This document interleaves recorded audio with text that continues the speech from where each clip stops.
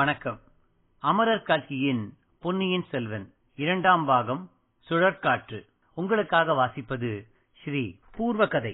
ராஜராஜ சோழன் என்று சரித்திரத்தில் பிரசித்தி பெற்ற அருள்மொழிவர்மனின் தந்தை சுந்தர சோழ சக்கரவர்த்தி நோய்வாய்ப்பட்டு தஞ்சை அரண்மனையில் படுத்த படுக்கையாகி கிடந்தார். அருள்மொழிவர்மன் ஈழ நாட்டில் சோழப்படைகளுக்கு தலைமை வகித்து போர் நடத்தி வந்தான். சுந்தர சோழரின் மூத்த புதல்வனான ஆதித்த கரிகாலன் காஞ்சியில் இருந்தான். அடுத்த பட்டத்துக்கு உரியவன் என்று அவனுக்கு முன்னமே இளவரசு பட்டம் கட்டியிருந்தது. சுந்தர சோழரின் பெரிய தந்தை சிவஞான கண்டராதித்தருக்கு மதுராந்தகன் என்று ஒரு குமாரன் இருந்தான். சுந்தர சோழரின் பெரிய தந்தை சிவஞான கண்டராதித்தருக்கு மதுராந்தகன் என்று ஒரு குமாரன் இருந்தான். சுந்தர சோழருக்கு பிறகு மதுராந்தகனே பட்டத்துக்கு வர வேண்டும் என்று சோழ சாம்ராஜ்யத்தில் செல்வாக்குள்ள பிரமுகர்கள் சிலர் கருதி அதற்கான பிரயத்தனமும் தொடங்கியிருந்தார்கள்.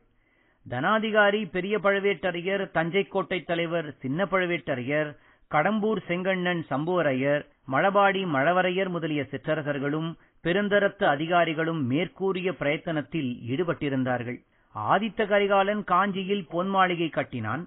சுந்தர சோழ சக்கரவர்த்தி காஞ்சிக்கு வந்து அப்பொன் மாளிகையில் சில காலம் தங்கியிருக்க வேண்டும் என்று தந்தைக்கு ஓலை அனுப்பினான். இளவரசனின் ஓலையை எடுத்துக்கொண்டு வல்லவரையன் வந்தியத்தேவன் என்னும் இளம் வீரன் தஞ்சைக்கு புறப்பட்டான்.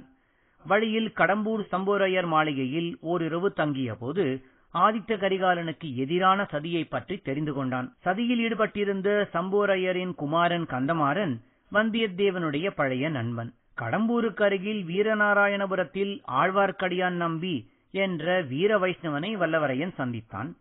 சம்புவரையர் மாளிகையில் நடந்த சதி ஆலோசனை கூட்டத்தை அந்த வீர வைஷ்ணவன் மதில் மேலிருந்து கவனித்துக் கொண்டிருந்ததை வந்தியத்தேவன் பார்த்தான். பெரிய பழுவேட்டரையர் முதிய வயதில் நந்தினி என்னும் இளம் பெண்ணை மனம் புரிந்து கொண்டிருந்தார்.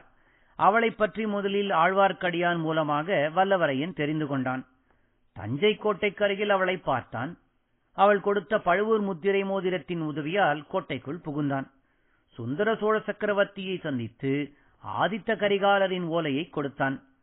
சதி ஆலோசனையை பற்றி அரசரிடம் தெரிவிக்க முயன்றும் முடியவில்லை. சின்ன பழுவேட்டரையர் அவன் மீது சந்தேகம் கொண்டு காவலில் வைத்தார்.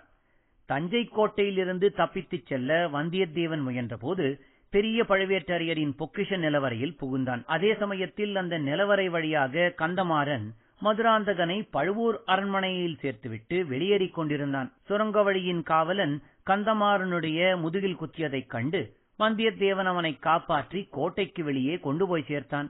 ஆனால் கந்தமாறனோ தன்னை முதுகில் குத்தியவன் தன் நண்பனாகிய வந்தியத்தேவனே என்ற எண்ணத்தில் இருந்தான். தஞ்சை கோட்டையிலிருந்து வந்தியத்தேவன் குடந்தை கருகில் இருந்த பழையாறை நகருக்கு சென்றான். சோழர்களின் இந்த பழைய தலைநகரில் சுந்தர சோழரின் அருமை புதல்வியாகிய குந்தவை பிராட்டியும் சிவஞான கண்டராதித்தரின் மனைவியாகிய செம்பியன் மாதேவியும் மற்றும் பல அரண்மனை பெண்டிரும் இருந்தனர். ஆதித்த கரிகாலன் குந்தவை தேவிக்கும் ஓர் ஓலை கொடுத்து அனுப்பி அவள் ஏவிய பணியை செய்யுமாறு வந்தியத்தேவனுக்கு கட்டளையிட்டிருந்தான். வழியில் குடந்தை சோதிடர் வீட்டிலும் அரிசிலாற்றங்கரையிலும் குந்தவையை வந்தியத்தேவன் சந்தித்து அவளிடம் தன் இளம் உள்ளத்தை பறிகொடுத்திருந்தான். சோழகுலத்து இளவரசி அவள்தான் என்று அடங்கா வியப்பு அடைந்தான். அவள் பணித்தால் 7 கடலையும் கடந்து சென்று எந்த காரியத்தையும் முடித்து வர வந்தியத்தேவன் ஆயத்தமாயிருந்தான். குந்தவை தேவி ஒரே ஒரு கடலை தாண்டும்படியே அவனுக்கு பணித்தாள். இலங்கையில் இருந்த தன் இளைய சகோதரனாகிய அருள்மொழிவர்மனுக்கு ஒரு ஓலை கொடுத்து அனுப்பினாள். பொன்னியின் செல்வ, ராஜ்யத்துக்கு பேரபாயம் வந்திருக்கிறது, உடனே புறப்பட்டு வரவும் என்று அந்த ஓலையில் எழுதியிருந்தது. ஓலையை எடுத்துக்கொண்டு வந்தியத்தேவன் கோடிக்கரையை அடைந்தான். அங்கிருந்து இலங்கைக்கு படகு செலுத்திக் கொண்டு போக ஆள் யாரும் கிடைக்கவில்லை. கலங்கரை விளக்கின் காவலர் தமது குமாரி பூங்குழலியை அனுப்பி வைத்தார். வந்தியத்தேவனை கைப்பற்றுவதற்கென்று வந்த பழுவூர் வீரர்களிடமிருந்து பூங்குழலி அவனை தப்புவித்தாள். இரவில் அவனை படகில் ஏற்றிக் கொண்டு தானே படகு வலித்துக் கொண்டு சென்றாள். வந்தியத்தேவன் கடலில் விழுந்துவிட்ட போதும் அவனை அவள் தப்புவித்தாள்.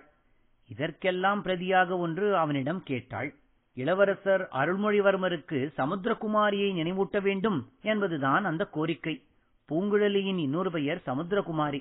ஆதித்த கரிகாலன் பிள்ளைப்பிராயத்தில் நந்தினிக்கு தன் உள்ளத்தை பறிகொடுத்திருந்தான். அவனுடைய பெரிய பாட்டியான செம்பியன் மாதேவியின் கட்டளைக்கு இணங்கி நந்தினியை மறக்க முயன்றான். பாண்டியர்களோடு நடந்த இறுதிப் போரில் ஆதித்த கரிகாலன் வீரபாண்டியனை கொல்லப்போன சமயத்தில் நந்தினி குறுக்கிட்டு வீரபாண்டியனுடைய உயிருக்காக மன்றாடினாள். கரிகாலன் அதை பொருட்படுத்தாமல் வீரபாண்டியனை கொன்றுவிட்டான். நந்தினியின் இச்செய்கையினால் கலக்கமுற்ற கரிகாலன் உள்ளம் பின்னால் அவள் பெரிய பழுவேட்டரையரை மணந்த செய்தி அறிந்து அதிக குழப்பத்தை அடைந்தது. நந்தினியை மறக்க முயன்றும் அவனால் மறக்க முடியவில்லை. ஆதலின் அருள்மொழிவர்மரை தருவித்து அவனுக்கு இளவரசு பட்டம் கட்டிவிட்டு தான் கடல் கடந்த நாடுகளுக்குச் சென்று சோழ சாம்ராஜ்யத்தை விஸ்தரிக்க எண்ணினான். எனவே தம்பியை அழைத்து வரும் பொருட்டு பல்லவகுலத்தில் வந்தவனும் தன் இன்னோர் அந்தரங்கத் தோழனுமான பார்த்திவேந்திரனை ஈழத்துக்கு அனுப்பினான்.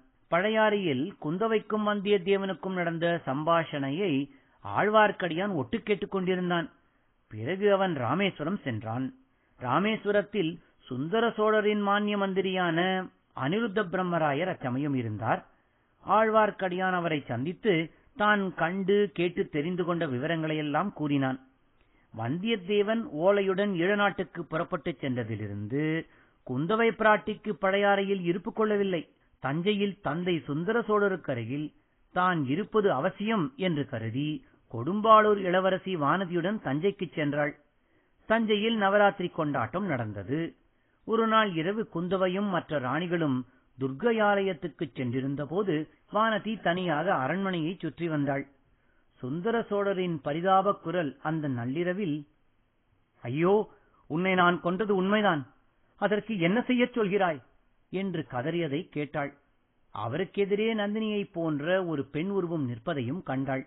அங்கிருந்து திரும்பிச் செல்கையில் நடைபாதையில் மூர்ச்சையுற்று விழுந்தாள். பூர்வ கதை.